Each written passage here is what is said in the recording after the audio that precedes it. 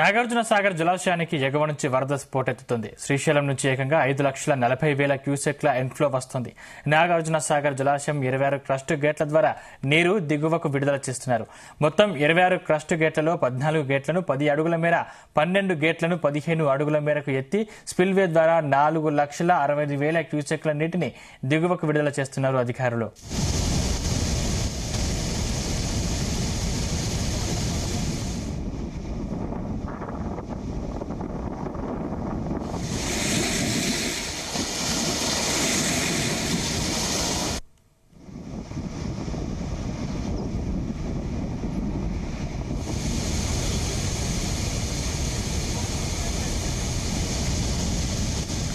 జలాశయం పూర్తి స్థాయిలో నిండడంతో ఎగువ నుంచి వచ్చే వరదను అంతే మొత్తంలో దిగువకు విడుదల చేస్తున్నారు.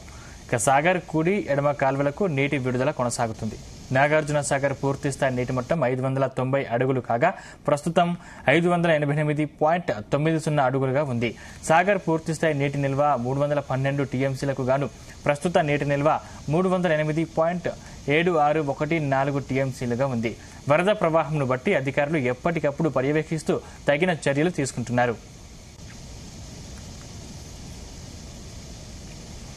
నాగార్జున సాగర్ జలాశయంకు ఇంత మొత్తంలో వరద ప్రవాహం రావడం 2019 తర్వాత ఇదే అని అధికారులు చెబుతున్నారు. 26 క్రస్ట్ గేట్ల ద్వారా నీటి విడుదల చేయడం ఇది 3వ రోజు.